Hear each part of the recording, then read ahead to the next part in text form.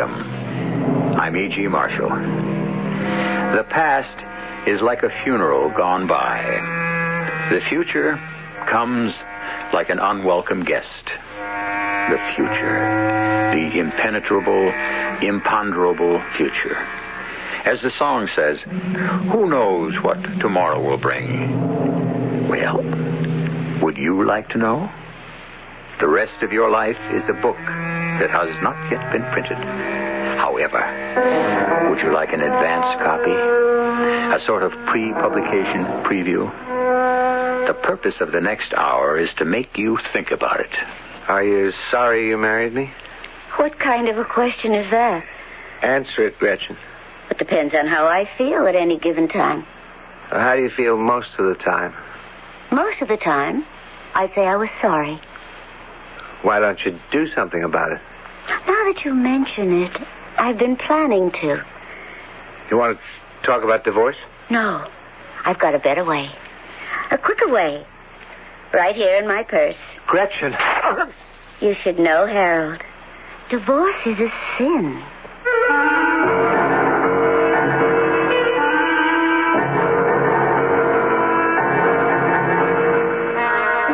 Our mystery drama, Tomorrow's Murder, was written especially for the Mystery Theater by Sam Dan and stars Robert Dryden. It is sponsored in part by Sign-Off, the Sinus Medicines, and Buick Motor Division. I'll be back shortly with Act One.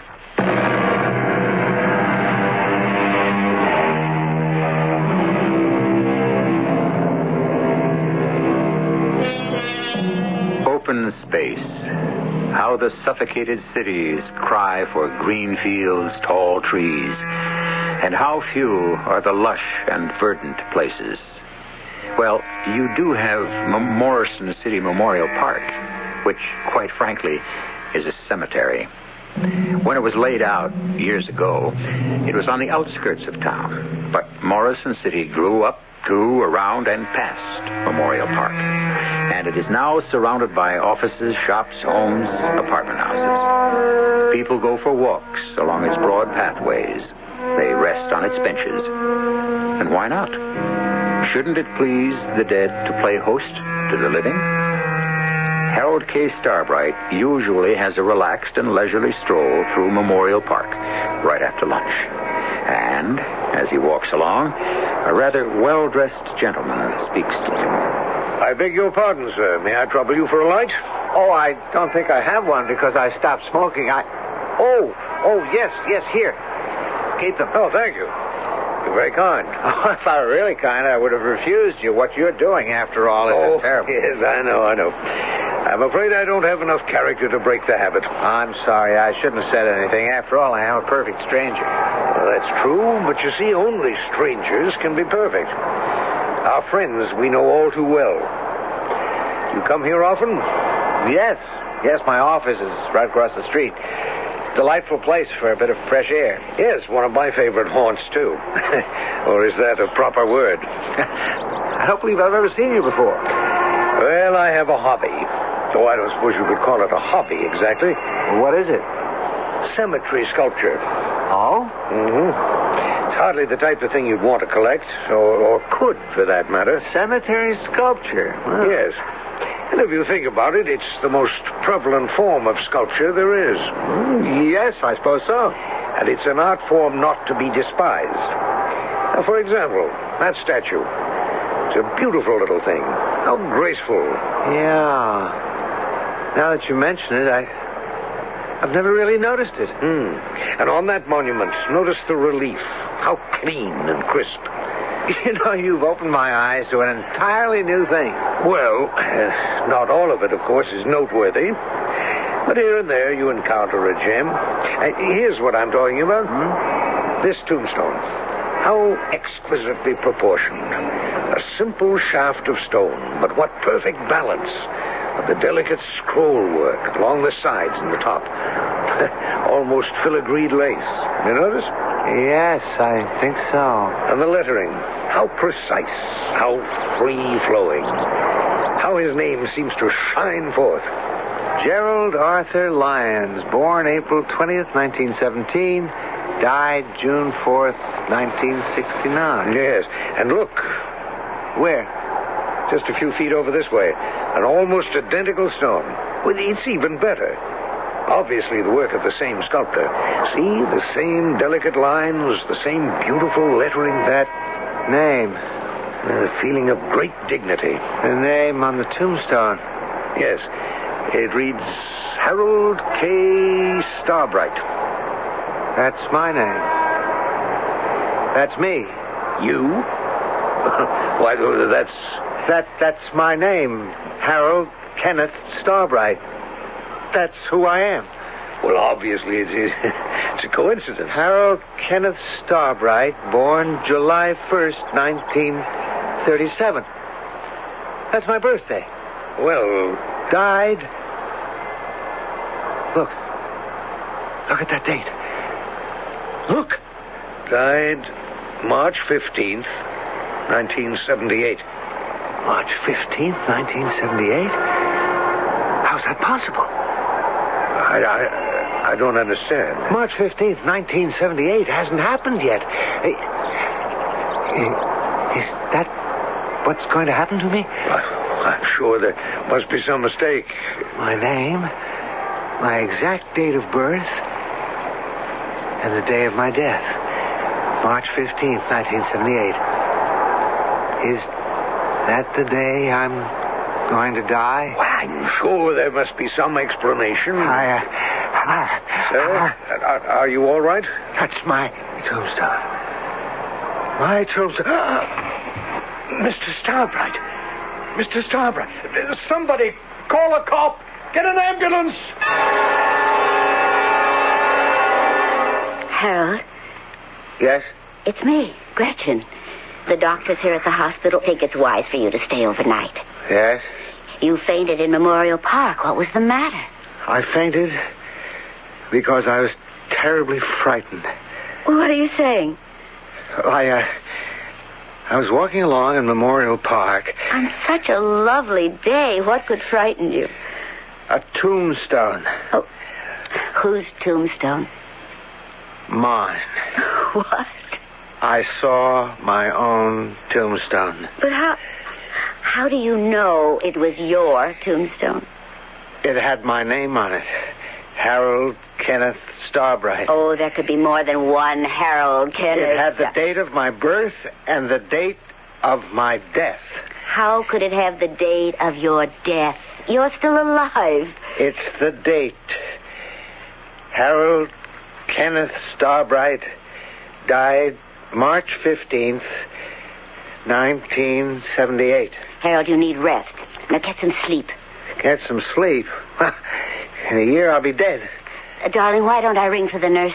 Ring and tell her I'm leaving. But you can't do that. I'm taking you to that cemetery, and I'm going to show you that tombstone. Harold, you're not well. I'm perfectly all right. It's just that I'm scared to death. You'll feel better tomorrow morning. You don't believe me, do you? You don't believe I saw my own tombstone. Well, why don't we wait for Fred? Fred Stoneman's a quack. Oh, Harold.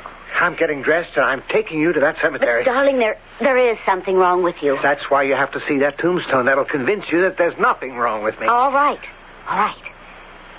But let's wait till Fred Stoneman has a last look at you. I don't want to see him. Harold, what happened between you and Fred? Why this sudden hostility? I never liked him. You never liked... But you went to college together. You were boys together. He's your best friend. That doesn't mean I like him. Harold, now I know something's wrong. What happened to turn you against Fred? Wait a minute. Why are you so worried about Fred all of a sudden? And why don't you answer my question? I have more important things to do right now. The most important thing you have to do right now is rest. Oh, Fred, I'm so glad you're here. Harold, what's this the resident's been telling me? You got upset over some tombstone? Why? Why? Because it's mine. Well, did you order one? I mean, some folks do, you know. He's not well, Fred. Well, what's bothering you, Harold? What's bothering me? After what I saw today, you can ask me that question. Now, look, I want to get dressed, and I want the two of you to come with me. Fred, would that be wise? Harold... I'm going back to that cemetery, and you can come with me or not, as you like. Now, you say you saw this tombstone, your tombstone. That's true. All right, Harold. Why? What do you mean, why? Well, what is it doing there? Well, how do I know? Who put it there? What are you asking me these questions for? Because I want to know why you should believe you're going to be dead within the year. All I'm telling you is what I saw. Now, you are in the best of health. Now, why should you be dead in a year? What premonitions do you have of your death? Huh? Look, all I know is what I saw engraved on that tombstone. Well, somehow you're convinced you'll be dead within the year, and that's why you saw it. I saw it because I happened to be walking by, and there it was. No, Harold, it's not there. It's here in your mind. First I get it from Gretchen, and now I get it from you. Everybody's trying to make some psychological stew out of this. There is no such gravestone. But I saw it. But it doesn't exist in reality. Reality is waiting for you on a plot of ground in Morrison City Memorial Park. Now, let's settle this once and for all.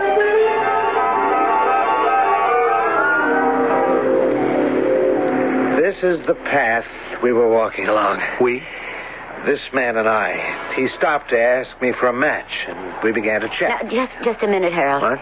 He stopped you to ask for a match. Did you give it to him? What kind of a question is that? Of course I gave it to him. Well, how could you? You don't carry matches. You haven't for the last 10 years since you stopped smoking. I'm telling you what happened. In your dream. It wasn't a dream. It was real. Of course. Don't humor me, Fred. We walked and we talked about the kind of sculpture you can see in the cemetery. Why should anyone discuss such a gruesome subject? Well, obviously, Harold is in a morbid mood these days. Oh, what's morbid? Why is it gruesome? Look at all the time you're going to spend under that stone. Shouldn't it be a work of art? Very, very well. Now, you encountered this gentleman and you discussed this particular subject. Then what? Well, we were right here.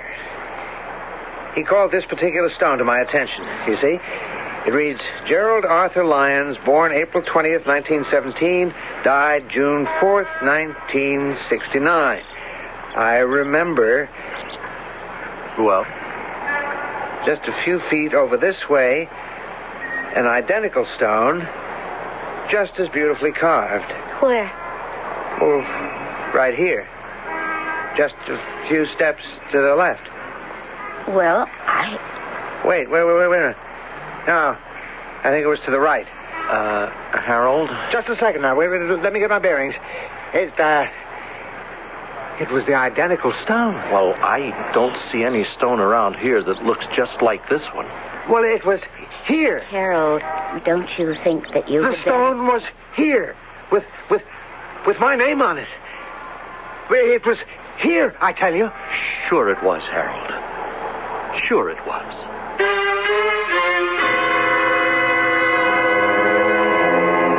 Sure it was. Or was it? Well, remember this. He has a witness.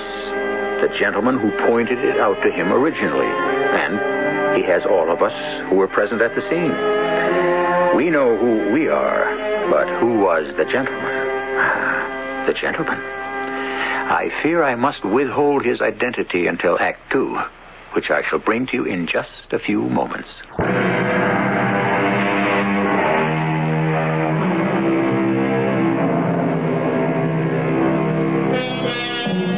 The reports of my death have been greatly exaggerated, said Mark Twain when he opened a newspaper one morning and read his obituary.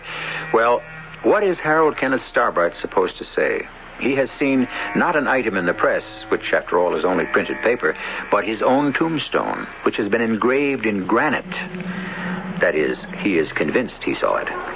On a return trip to the cemetery, he is having a bit of trouble locating that tombstone. But it was here. It was right here. I was standing here, and it was... Harold, you've got to go back to the hospital. But I tell you... Now, Harold, the thing to do is not to get excited. Just try to gather your wits. I'm not crazy. Darling, nobody said you were. Harold, we'll take you back, and then you can rest and relax. Everybody talks to me as though I were crazy. I know what I saw. I know it.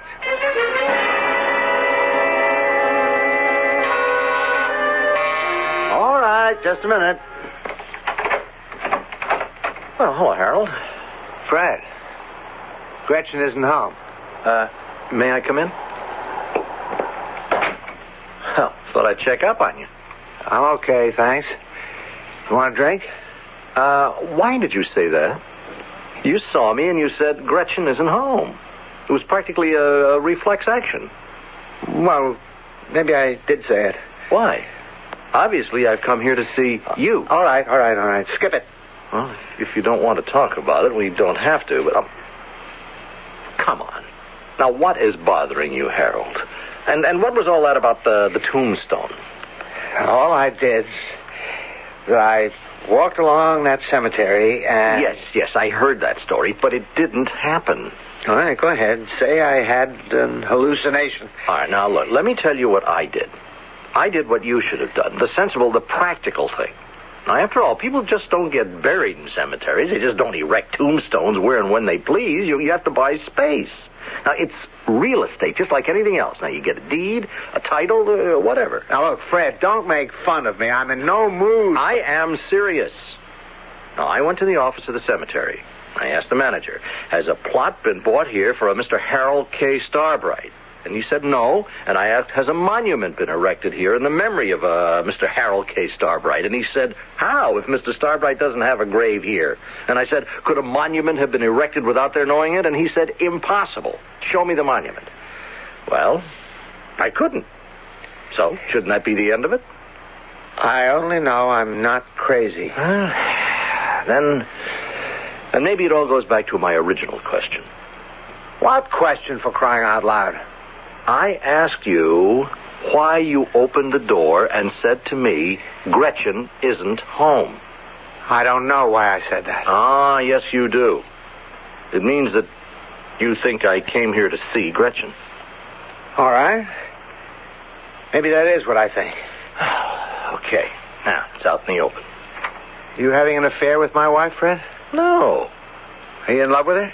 Harold, I'm a married man. That doesn't answer the question. Are you in love with her? Look, you are my best friend. You still haven't answered the question. I know. Well? The fact that you can ask such a question means you can only expect one answer. Yes. Then, is that your answer? Maybe. What does that mean? I don't know what it means. Look, I'm trying to be honest with you and with myself. It's the first time I've ever been confronted with that question. You know, the both of us have known Gretchen since we were kids. Have I been in love with her, too? Well, have you? Something has come over you. I don't know what. But suddenly you see relationships more clearly than ever.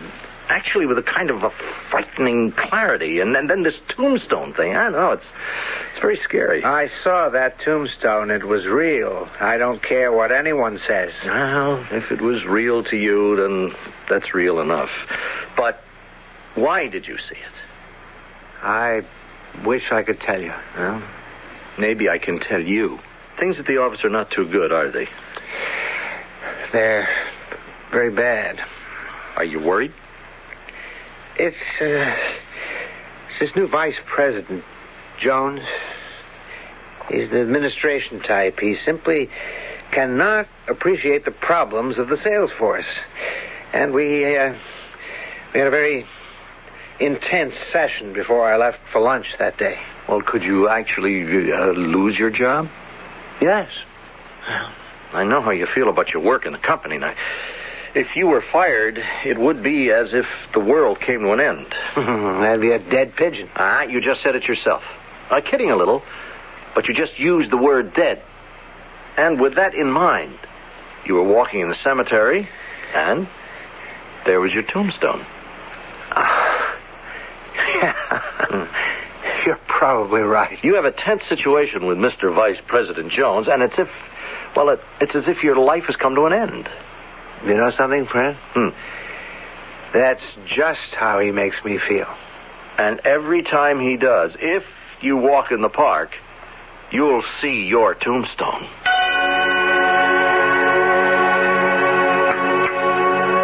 Breakfast is ready, darling. I'm not hungry. Now, Fred says you have to have a sensible diet. You and I and Fred were kids together. That's right. You sorry you didn't marry Fred? Oh, Fred never asked me. Well, that's a reply that raises more questions than it answers.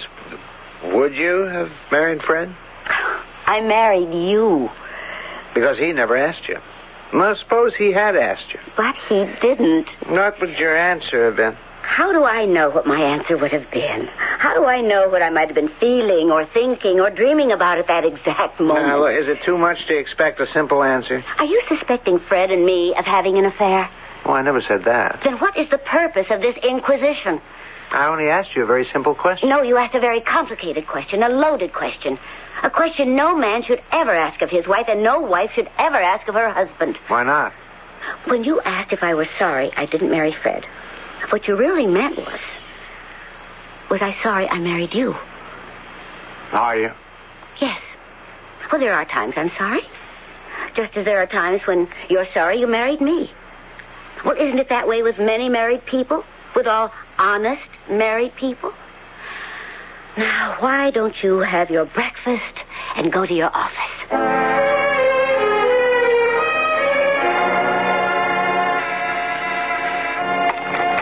Yes? Oh, yes. Yes, I did. Yes, I have him come in. Yeah, you wanted to see me, Mr. Jones? Yes, so I did have a chair. Yes, have a chair. Now, cigarette? No, thank you. Oh, yes, that's right. You don't smoke. How's your golf?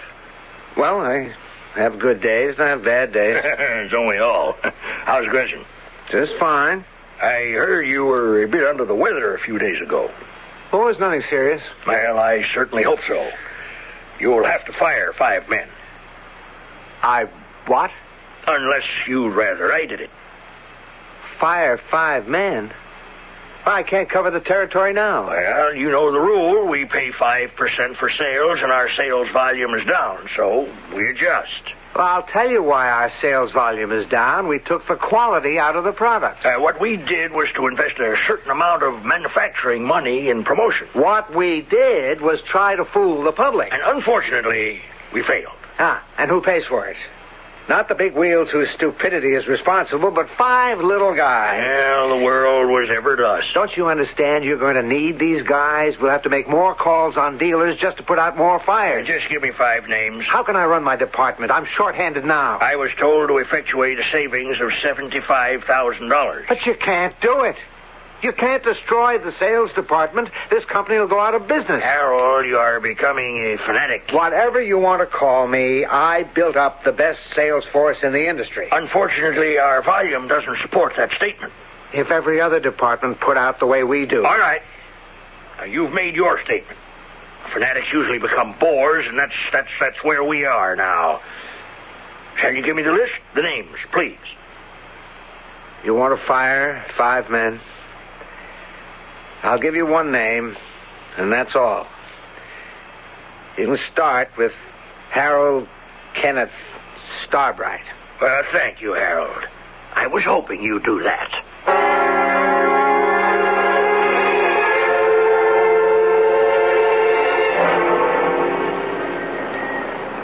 Sir, I beg your pardon? No?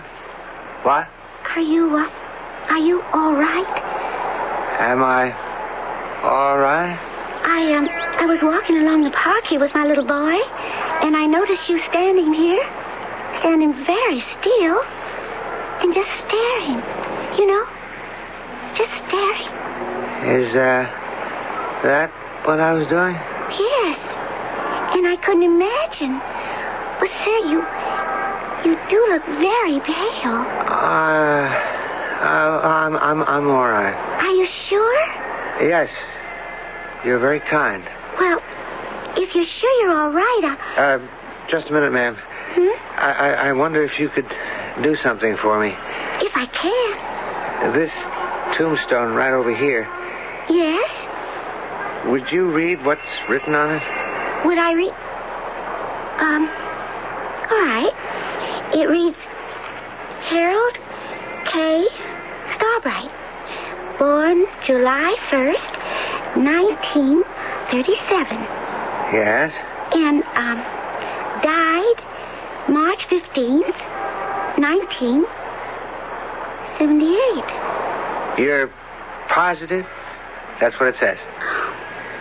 Yes, sure. That's what it says. Doesn't something strike you as a bit strange?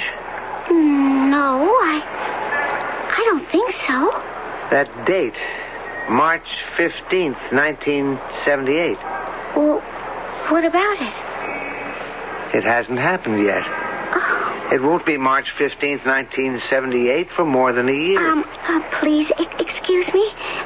Junior, come along now. Now, hurry, and don't stop to dawdle. That's what Fred told me would happen, and he's right. Every time I have a tense situation with Jones, I'll see my tombstone. And that's what it is. That's all it is. I'm not going to panic. I'm just not going to panic. Whether he does or not is something you'll find out a little bit later. Now, a loose end. Remember the gentleman Harold encountered at the beginning of our story? The one who called his attention to the tombstone in the first place? At the end of Act 1, I said I would tell you more about him in Act 2. Well, I just didn't get the chance, that's all. But we will definitely hear from him again in Act 3, which I shall bring you in just a few moments. You've never had a really exotic car, have you? Because you've always felt that you needed something a little more down to earth. But you still want that exotic car, don't you? You know what you need? A Buick Skyhawk. It's small, it's V6 powered. Hey, it's even got a hatchback. Now that's down to earth. But with things like bucket seats, available 5-speed manual transmission, and that laid-back, low-down styling, it's not exactly plain vanilla. The Buick Skyhawk, the car you need and the car you want.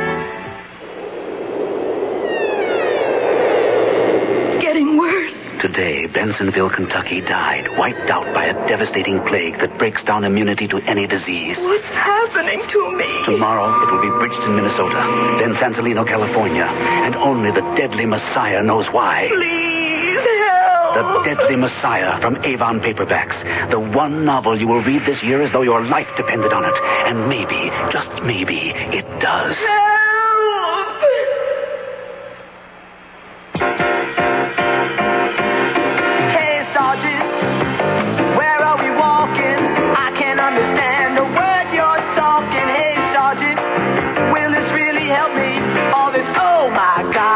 Infantry. All this running and climbing and acting so sure. All this singing and shouting and begging for more. I'm not sure I get it, but it's getting to me. All this, oh my gosh, all this infantry. Yeah, Sergeant, I'm getting the feeling like I'm worth $1 million. My spirits are reeling. Hey, Sergeant, I think I'm proud to be in this. Oh my gosh, all this infantry. Feeling bigger and better like I want to be.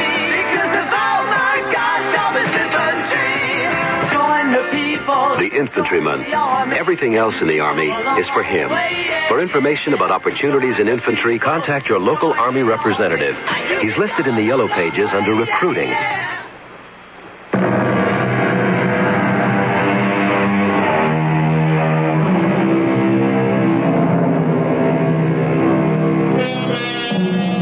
Seeing, they say, is believing. But what is seeing?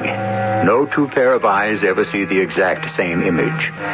In the first place, we see what we want to see. And in the second, we can only see what we can physically register on our own more or less imperfect eyesight. The situation, as you can appreciate, is thus fraught with possibilities. How bad was it with Jones? It was the maximum. The ultimate. I'm out. I'm sorry. I had to leave. The place was destroying me. Made me doubt my wife and my best friend. Made me believe my life was finished. It's not, Harold. Of course not. I can find a better job tomorrow. That's the way to talk. Now, I'm sure if you go back to the cemetery now, you won't see the tombstone either.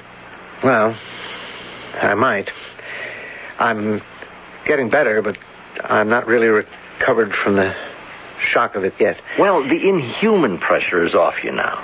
Now, all you have to do is just live sensibly. And don't let your next job become all-consuming. Oh, no, I won't. I learned my lesson.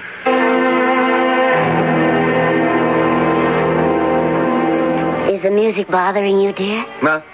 Oh, no. Well, why do you ask? Well, you seem to have such a pained expression on your face. Is something wrong? I was thinking, Gretchen.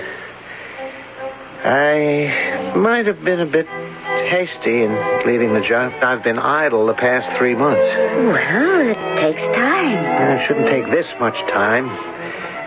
Damn, that Jones, he ruined me. Now, Harold. He made me quit. He got me mad, and he made me You're quit. not supposed to get excited. I let Jones ease me out of the best company in the industry. Well, you do just as well elsewhere. There isn't any elsewhere. And it's Fred's fault. If you lost your temper with Jones and quit, why is that Fred's fault? Because Fred steamed me up. Steamed you up? Fred was trying to calm you down. Well, it amounts to the same thing. Doctors. Take it easy. Oh, Harold. Just didn't understand the nature of competitive business. He can sit back and wisely shake his head. Relax. Does he know the jungle many of us live in? Oh, Harold, you're exciting yourself, and it's not... Does Fred relax? He works day and night himself. He's out to make the very last buck now, possible. darling, please. Here, swallow this. Huh? And you'll feel better. Here, come on. There, that's it. I wouldn't mind if I were killed by a tiger. But to get it from Jones... He's nothing but a hyena. Don't work against this pill. Just relax. I tell you... You'll feel much better. Oh, I've got to get another job soon. Oh, it isn't as if we were starving. I gotta be doing something. Of course. You know, I feel sleepy. Is that what the pill's supposed to do? Oh, it's just supposed to ease the tension. It's doing a great job. Would you like to take a little nap? Middle of the day? Mm-hmm. Well, I never did that in my life. Oh, it's a wonderful idea. Well, what do you do? Oh, I'll go to a movie. I'll be back in time for dinner. Sure you don't mind? Of course not, silly. Now, you just get some rest. I think I'll just stretch out here on the couch. Harold. What? Harold. Harold.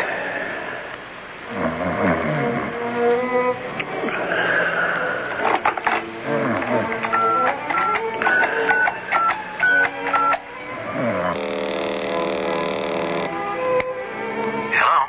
Darling, I'll see you in 10 minutes.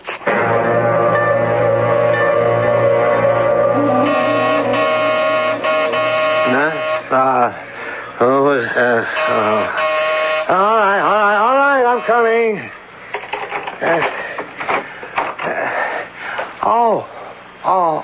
The mailman. Yes, sir.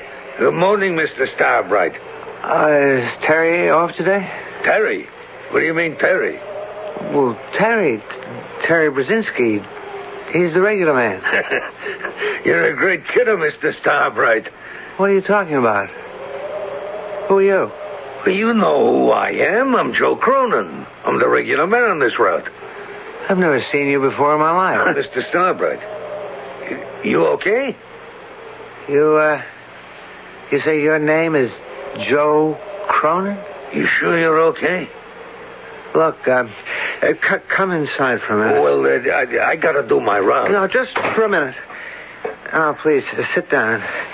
Now, how long have you been the regular man? Well, it's gotta be 6 months now. You've been the regular man for 6 months, you say? Sure. I've been bringing the mail every day. It's been exactly 6 months today. I guess I'm dreaming. You don't look so good, Mr. Starbright. Wait a minute. Why are you wearing that heavy overcoat? Well, because I don't want to freeze to death. Well, how can you freeze to death in the middle of August? August? Hey, Mr. Starbright, what are you talking about? It's February the 5th. There's 4 feet of snow on the ground. That's impossible.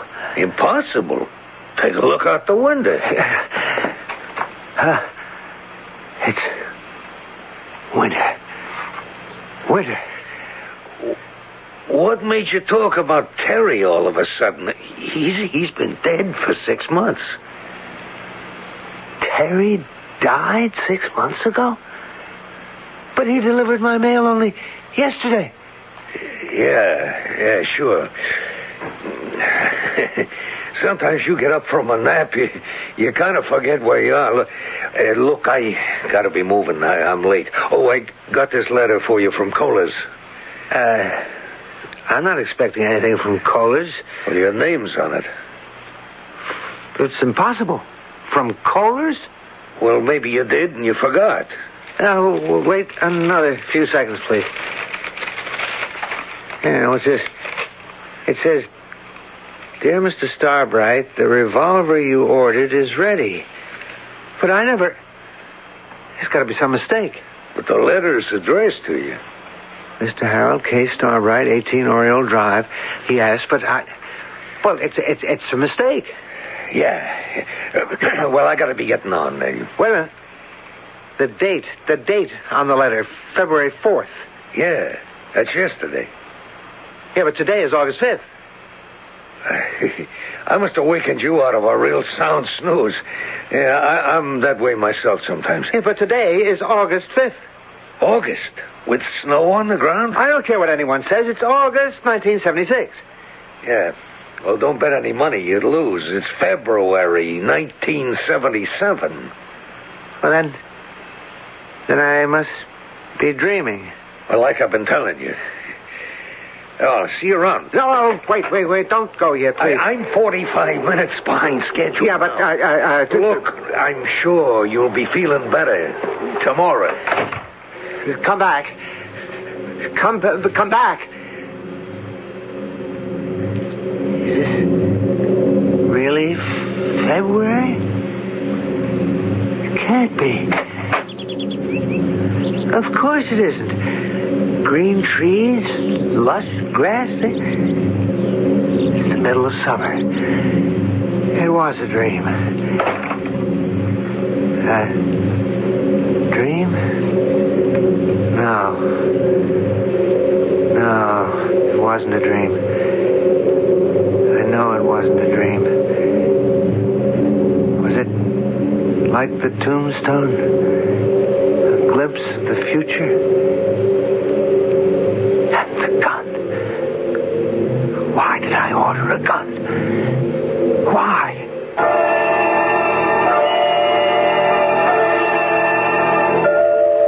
Better have breakfast. Oh, I'm not hungry, Gretchen. What day is this? Thursday, No, I mean the date. August 6th. You sure? That looks like the mailman coming up the walk. You can ask him. Yesterday afternoon, I dreamed it was next February, and we had a new mailman. Old Terry Brzezinski had died. It's nonsense. Terry Brzezinski's going to live forever. I'll get it. Oh. Good morning, Mrs. Starbright. Yes, that's right. I'm the new mailman. Oh, did something happen to Terry? Yeah. He was killed in an accident last night. What? Oh, I'm terribly sorry to hear that. Yeah. Well, I'm the new guy. My name is... Your name is Joe Cronin. Oh. Hey, how did you know? I saw you yesterday.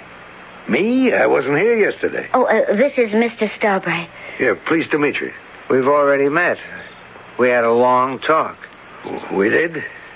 Maybe I ought to say we're going to have a long talk one day 6 months from now. Oh, yeah. Well, sure. I hope so. Well, I'll see you folks tomorrow. Why did you talk that way? Is there any mail for me? No. Is there any mail for you? Oh, just a postcard from Fred. They're in Paris. Why does he write it to you and not to us? Because he knows how bored you are with wish you were here postcards. Why did you talk so spooky to that poor old mailman? Because... Because? You wouldn't believe it.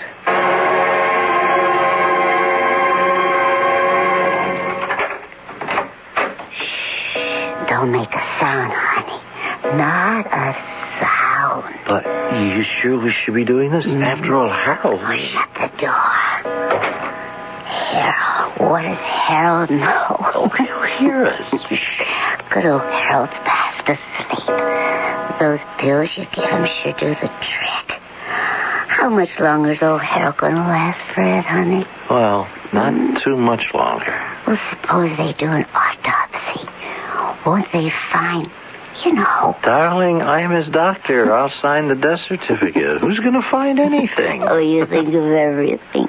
Come on, give Gretchen a little kiss. Well, first, give Freddie a little drink. Oh, I don't know what we have in the house.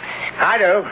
Let me give each of you a little shot. Oh, Harold! Yeah, Harold. Harold, please, no. I didn't mean... She made me do...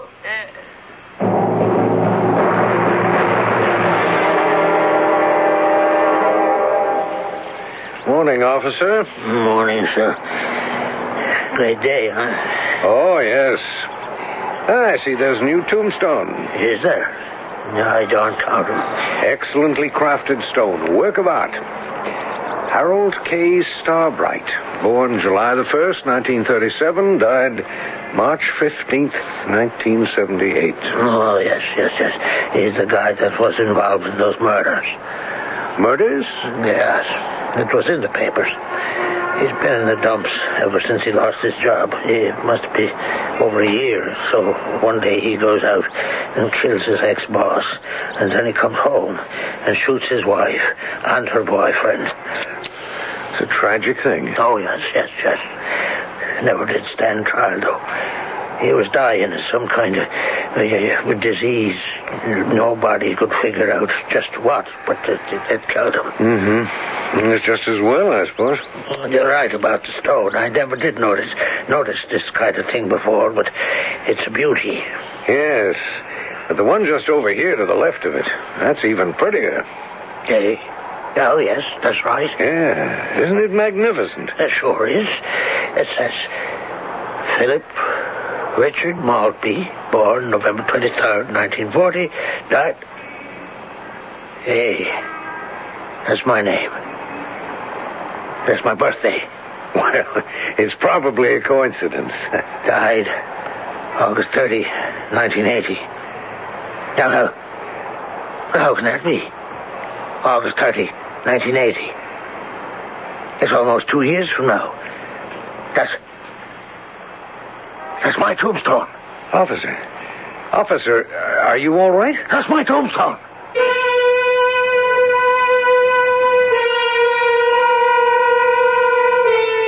I told you we'd hear from that gentleman again. And perhaps I've been able to perform a most vital service for all of you. Should you ever find yourself in a cemetery for any reason other than the ultimate, and a gentleman offers to show you some excellent examples of sculpture, avoid him at all costs. Radio Mystery Theater was sponsored in part by Buick Motor Division.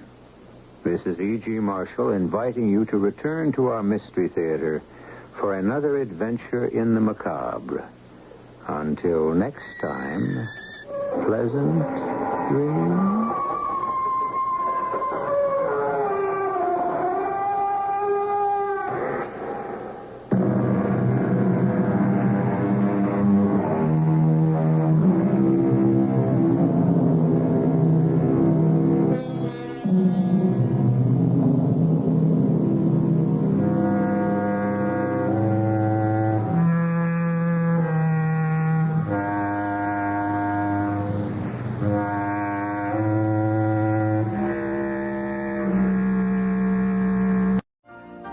You've been listening to the OTR Gold Network.